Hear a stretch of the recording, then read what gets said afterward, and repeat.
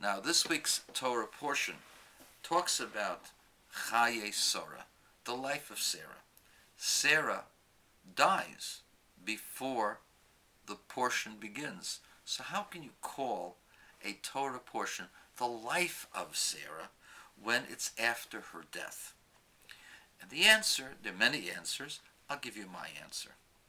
A mother who loves a child is totally immersed in the development of that child. And therefore, in this week's Torah portion, we have the process whereby Isaac, Yitzchak, her only child, becomes married to Rebecca, Rivka. And this was the only thing on her mind from the moment he was born, that he should marry and have children and have progeny that would go in the ways of Abraham. And so the Torah teaches us an important lesson: the nature of motherhood. What is motherhood all about? Motherhood is the care and concern of the child to make sure that the child has what he needs or what she needs, and the hope and the yearning that everything we do will lead to continuity, will lead to marriage, will lead to a healthy lifestyle. We have before us in the world unhealthy lifestyles. And you call me a homophobe, but homosexuality is not a healthy lifestyle because it negates the continuation of the human species. Homosexuality is not to be celebrated because it represents the death of the line of a species. I am saddened by people who are homosexual, whether they're lesbian or male homosexuals, because they deny them. Oh, well, nowadays with artificial things and all kinds, that's not a normal way. Oh, but the children get along. Listen, you can psychobabble anybody. Children need to have two parents. The healthier the relationship between parents, the healthier the children will be. And that's a fact. And you can cite me all the cases you want.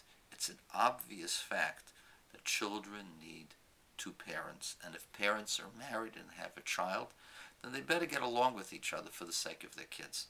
The reason why parents have problems is because they've got roaming eyes and they don't understand the concept of commitment. Those who are religious Jews and religious other people understand the concept of commitment. And as a result, there are less divorces there, and the children are happier and better adjusted.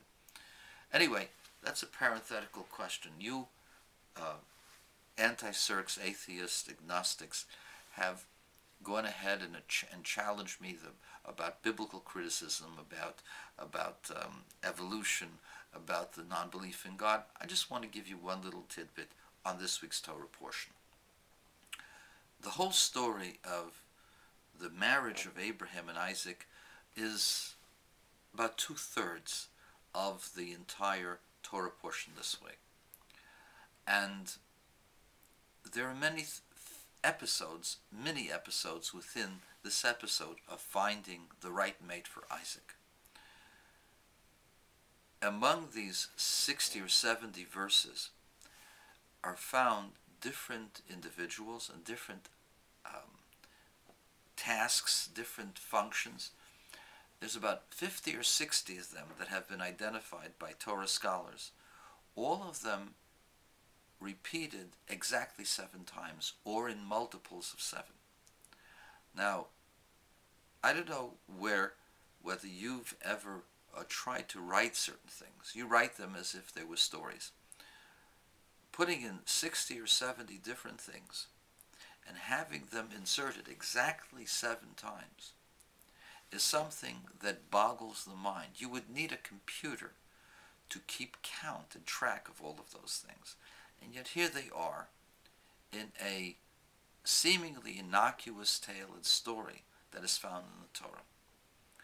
And what that shows you is not just the care with which the Creator put into the Torah, but the divinity there. The number 7, of course, represents the 7 days of the week. The Shabbos, it represents holiness.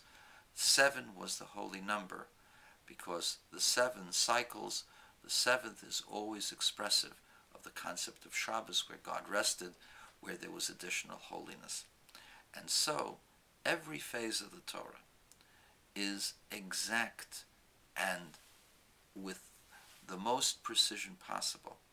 And that is why the Torah codes are so special, because they come in a document that has been so carefully interwoven that everything, the words, the concepts, the individuals, all of them are in specific order and specific number for a divine purpose. Every phase and every aspect of the Torah is for a divine purpose. And that's why people like myself, it's one of the reasons people like myself appreciate the Torah and believe in its divinity. And I share that with you, hoping that you might open up to that possibility. Have a wonderful day, my friends. And I forgive you for your ill wishes.